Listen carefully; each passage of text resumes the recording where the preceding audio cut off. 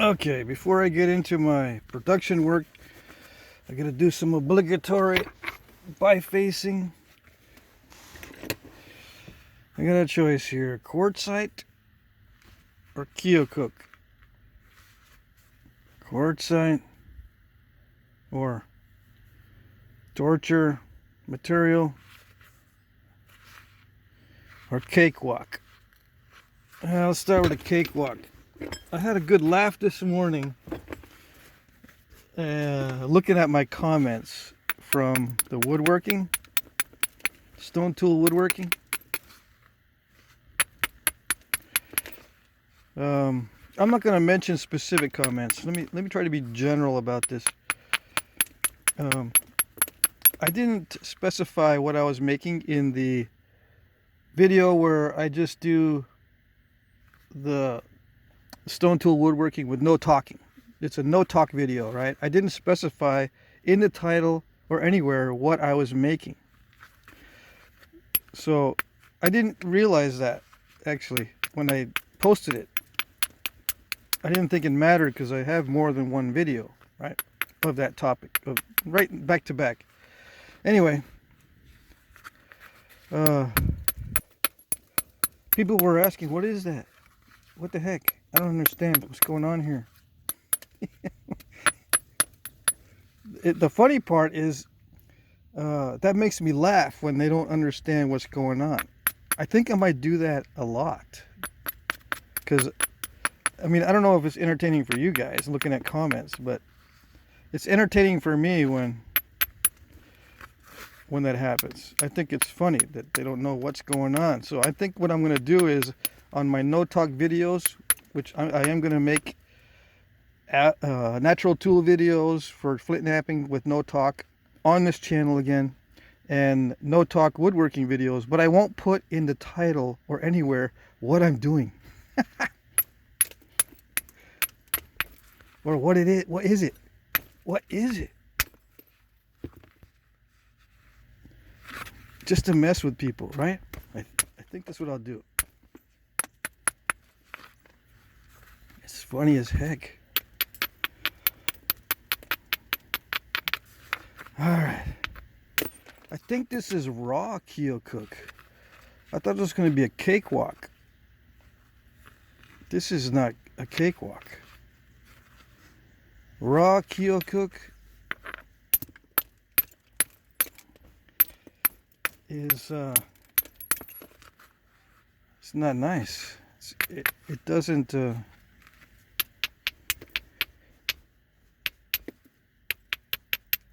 how should I say it doesn't nap like butter until you heat it.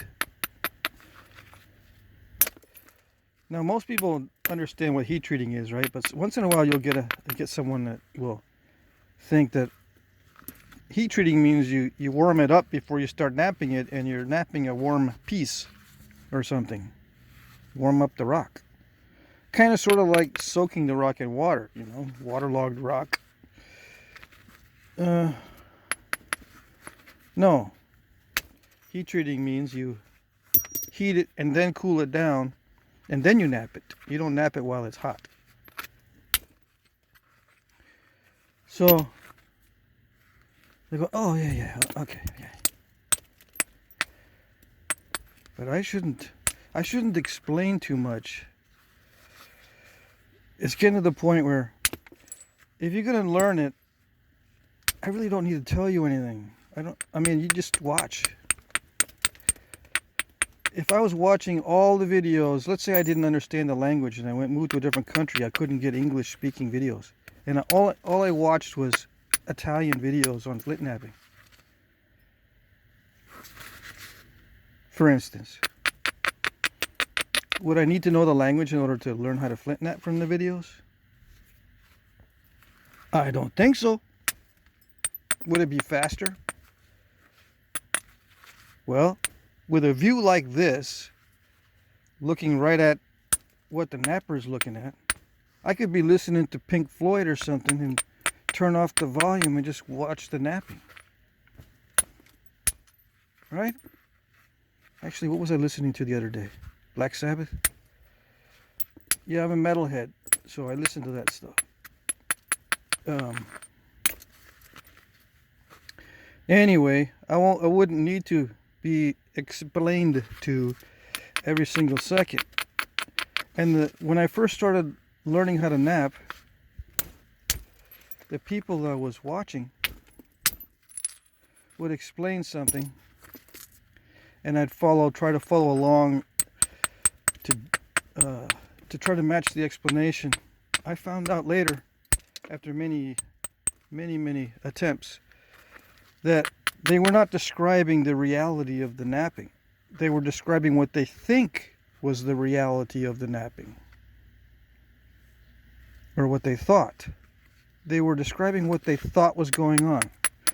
And with flint napping, you can do that, because who's going to prove you wrong unless you've got a ton of experience?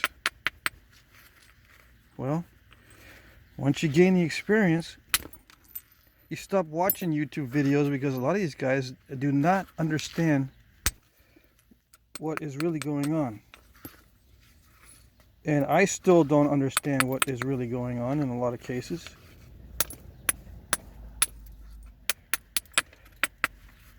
So all this is leading up to the excuse that, yeah, I don't need to explain what I'm doing, so I won't.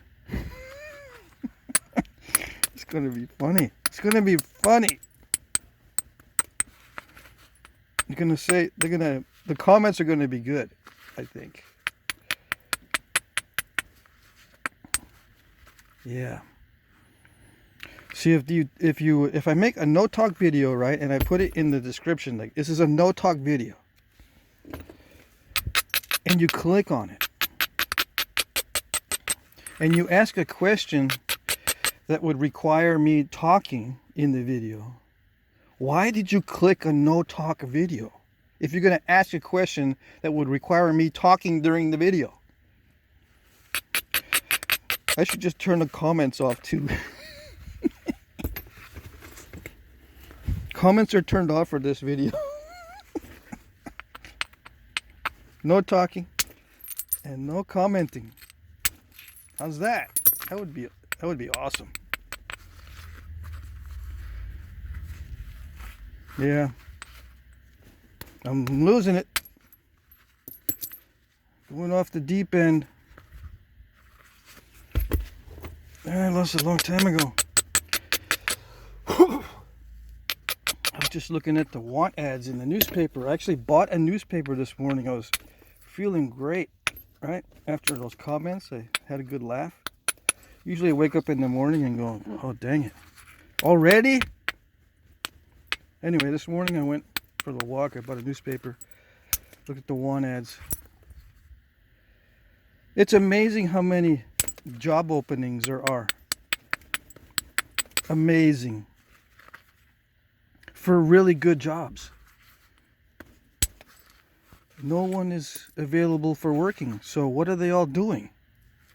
Did they move? When I was looking for jobs, when I was in college, right, I tried to pay for my college education myself. I ended up getting student loans, so it's a long story. Anyway, I tried to pay for my college education. Back then, you couldn't find anything worth anything. This was back in the late 80s when I was in college. You couldn't find anything. And people that were going to school for computer science, they were like, why are you studying that? You need to study medical or law. Why are you studying computer science? Or why are you studying all these technical things, you know? I don't know. Maybe it sounds good. It's kind of a new area. Nah. These computer science guys are making like half of what the nurses make. At that time, that's when guys were starting to get into the nursing field. Usually it was reserved for, or not reserved, but commonly, mostly women. I think it's still that way, but not quite as much. Anyway, it was such a different atmosphere. You wished you could get into a factory job doing something for high pay. Now they've got a ton of them, and no one wants them. I don't know what people are doing. Maybe you can tell me. I would have loved a factory job that paid really good money back in the day. It would have saved me a ton of student loan money. Even if I had to work and go to school at the same time as an engineer, that would have been very, very hard, right? But I did anyway. It was working really, really low paying things because that's the only thing available. I don't know. Maybe people don't have skills these days. They don't understand what a skill is.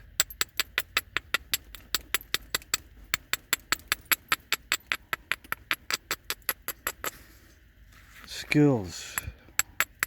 They don't focus on developing a skill.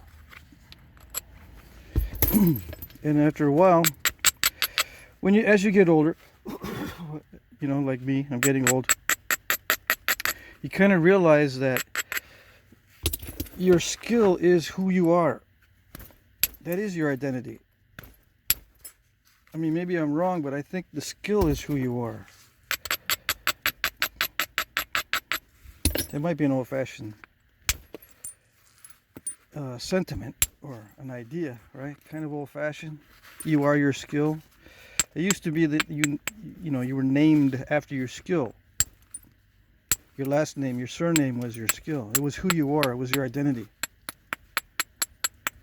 Nowadays, I think your identity is mainly tied into your experiences and what you see and what you've been through. That's your identity. Your experiences. And not your skill. So people are trying to experience things, I guess. Well, you're going to experience a lot of poverty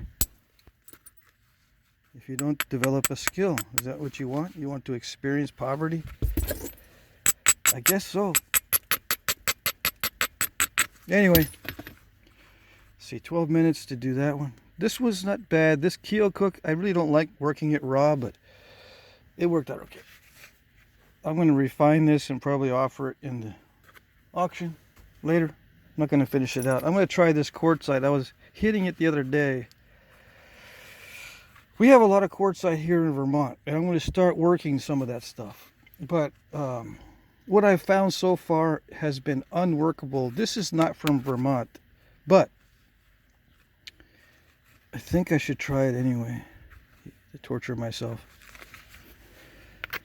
There's a lot of people that want me to work quartzite because that's all they got. So I say, yeah, good idea. I'll do it. And then I look at my quartzite and I go, holy craps, why did I think it was a good idea? Holy craps.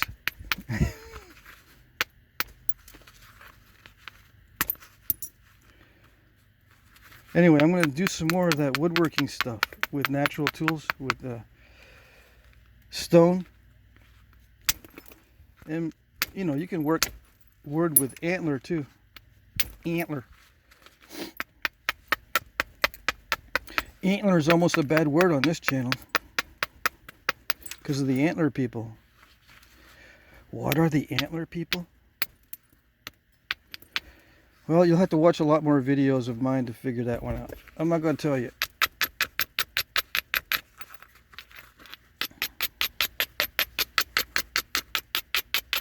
But anyway, you can work wood with antler. I don't personally like working wood with antler because I work green wood a lot with stone tools.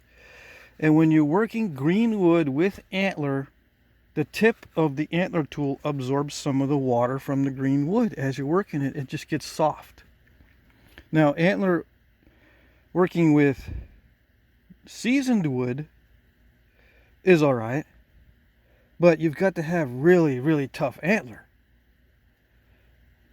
Or really, really soft wood. Now it works, and I'll go over this stuff. There's all kinds of different wood out there, some of it like willow and basswood and that kind of stuff is very, very soft.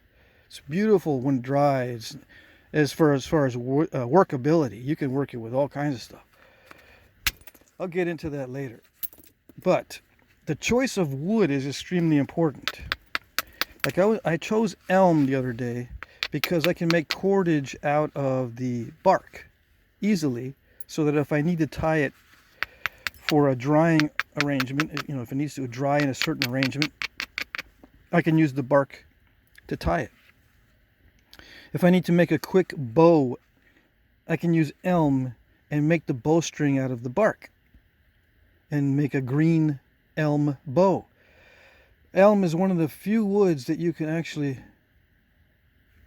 bend green and it bends back to its original shape very quickly. You can make a green bow out of elm, and I think there's a few other ones too. It doesn't work all that great, but it works. If you want to go hunting and stalking with a weapon,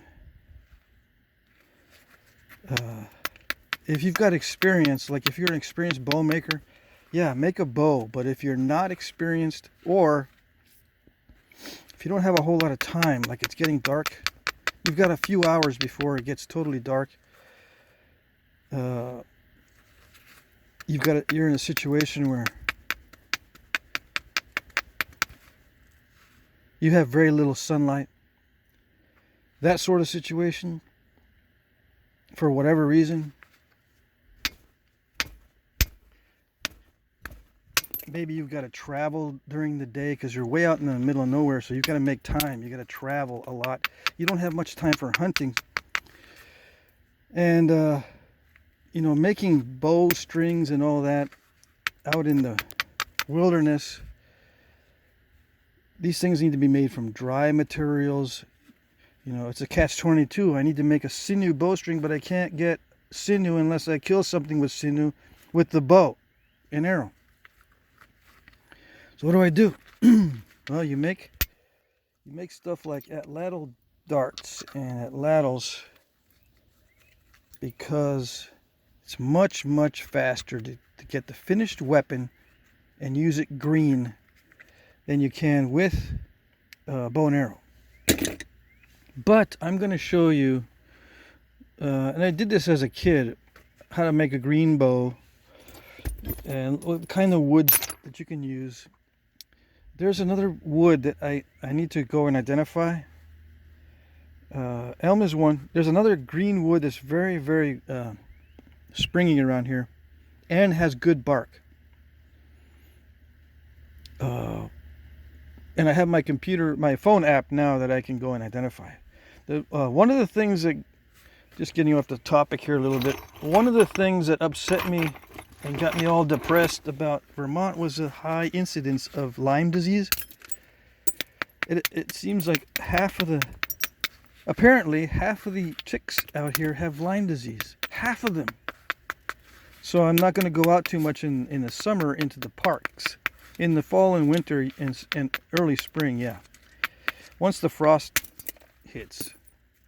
But anyway, I'm not going to be doing much of that filming in the forest like I was hoping to do. But I am going to try to identify some woods for you that can be used for this green bow and arrow making. Yep, green arrows too. Green arrows, green bow, green bowstring. Everything made without having to dry it out and without having to use sophisticated stone tools.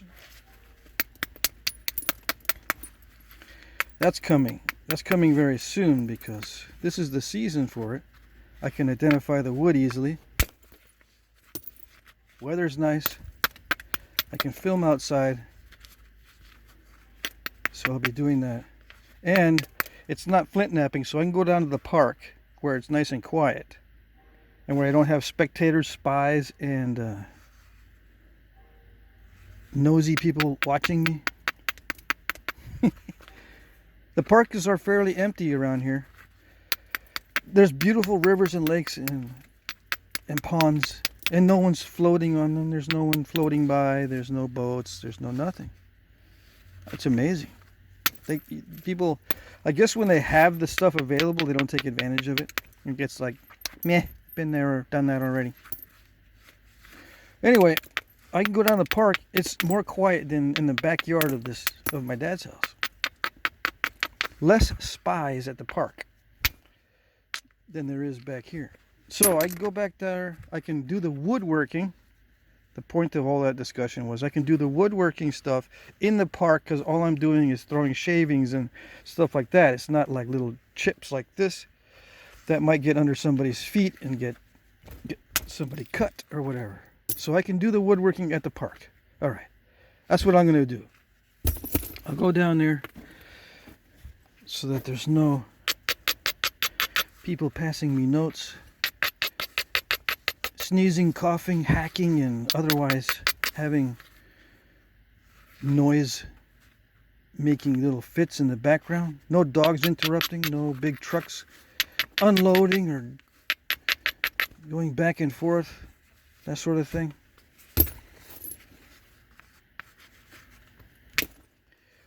What's funny here is you don't see dogs on the street like you do in Texas. There's all kinds of stray dogs out there. You see them in the windows here.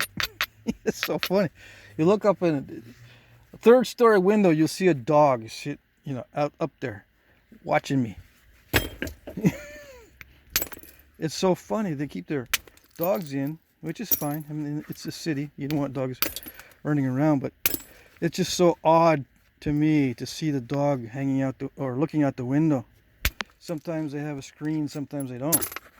I mean, they could just jump right out. It's third-story window, but they don't.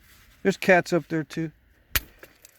It's just so odd to me because where I'm used to, they're all single-story ranch houses, and ranch not in the land use sense. It's the architecture of the houses. They're one-story, single-story, spread out. Here they're multi-story and close together. Anyway, where was I going with that? Oh yeah, the noises, the background noises. I'm going down to the park. Once in a while a train will go by. That's the only thing. I guess I'll interrupt the video if the train goes by. It goes right there, right by the park. So I will do that. It'll be fun. And then I'll do some of the videos without sound and I won't describe what I'm doing. and people will go, "What are you doing? You didn't explain what you were doing." Well, yeah, you clicked on a no talk video. Right? Of course I didn't explain what I was doing. I don't get it, man. I don't get it.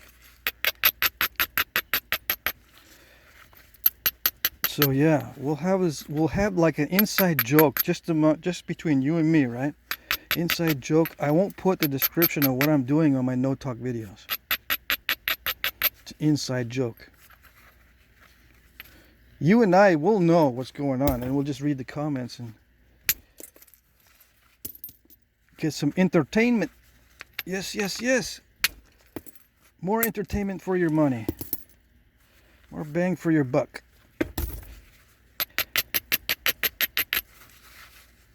All right.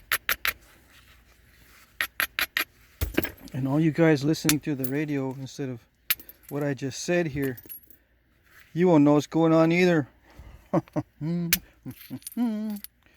It'll be funny. This is heat-treated Kyocook. This is such an easy material to biface. Now, to get thin and to make something very delicate, that's when it gets hard because it can just snap in half. You guys know the deal. It snaps in half so easily. You just breathe on it wrong and it'll snap in half. Yeah, but that's why I'm showing you indirect percussion and the swiping technique. Swiping, because the swiping is gentle. So is the indirect percussion, so to speak. It's not gentle in the amount of force, it's gentle on the shock on the piece. Like if I right now I'm gonna hit this piece really hard, but the resulting shock is not that much on the piece. I'm swinging fast. That means there's a lot of momentum in this tool, in this billet. But it's not shocking the piece so much that it's breaking it in half. Although there's plenty of force behind it with the speed. Alright? So I'm showing you, and it's because it's swiping, it's a gradual release of energy. It's coming in with energy, it's hitting the initial amount of energy, and then it's dragging a little bit. So the energy is not immediately transferred. And it's dragging, so it's not stopping and pulling. With a soft material, it'll hit, stop, and pull, which is good with large pieces to remove large flakes. And in the preliminary stages, you can use a soft tool to hit, grab, and pull. But with this type of situation, the strategy changes, right? Bifacing, the initial nodule is a totally different strategy than thinning in the final stages of the biface. There's initial bifacial, and then there's, I don't know, intermediate bifacial, and then there's final finishing bifacial. Different strategies on all three of those aspects. But you can use the same exact technique with the billet itself. It's not a technique. You can use the same exact tool for those different techniques. Hope that didn't mess you up. You can use the same tool for those different techniques. But someone who's new sees the same tool and thinks that the technique is the same also. And I make that mistake intuitively as well, because I just did it. I just said the technique is the same. It's not the same. The tool is the same, but the technique is different. And new guys will not be able to pick that up. And it's hard to pick up if there's no explanation or no sound. Right? So that's why I do explain some things in my videos. But you can pick up on it eventually, that there's different ways to use the same tool. You can pick up on that even if you don't understand the language or you don't have any sound. Eventually you'll go, you know, he's taking smaller flakes. He's doing more grinding. The edges are different because they're thinner on this kind of stuff. He's not doing the Levallois strike like right here. Use the previous flake scar to hit on the edge like this. I was going to hit like right here. Where's the previous flake scar? That's a prepared edge, right? So why would you prepare the edge differently if you're not going to strike it in a different way, with a different strategy? Because I could continue the zigzag just like I would do on this. You know, I'm going to zigzag this. I'm going to go down this way. And then I'm going to flip it over and I'm going to go this way. Why can't I continue to do that with the small edge? Because I'm trying to drive these thinning flakes. I'm not trying to thin down the edges at the same time. You know what I mean? I gotta not only adjust the overall shape, but I've got to thin down the edges because I'm beginning the bifacing process. It's a different strategy, and I can use the Levallois technique by hitting a previous flake scar. Right? This is the Neanderthal platform that I was talking about. I'm calling it now the Neanderthal platform because I get a lot of questions on the old techniques.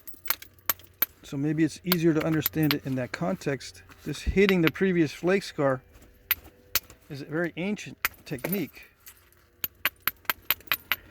Anyway, if you don't have volume, if you don't have a way to hear what's going on, you can pick up on that just by the way that I'm preparing the different areas and the size of the flakes and the length of the flakes and the types of flakes.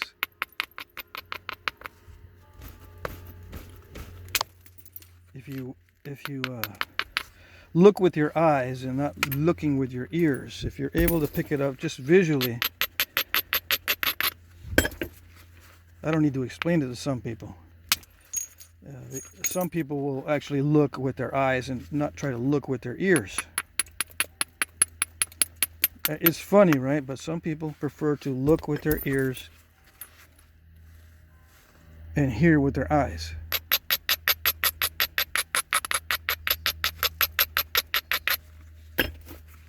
All right. See, this is a different edge than a Levallois or a Neanderthal platform. I mean, this is a different platform. It's an edge. This is not quite what they call an edge. So people who look with their eyes can see that. People that look with their ears need to hear that. Okay.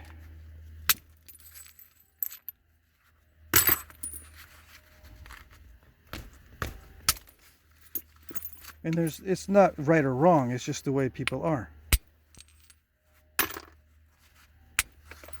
Okay, I'm over my time. I'm already done bifacing this pretty much. These are heat treated keel cooked. Very nice. I'll be offering these probably after I refine them. This is raw. I think you can see a slight color change. Yeah. All right, that's it.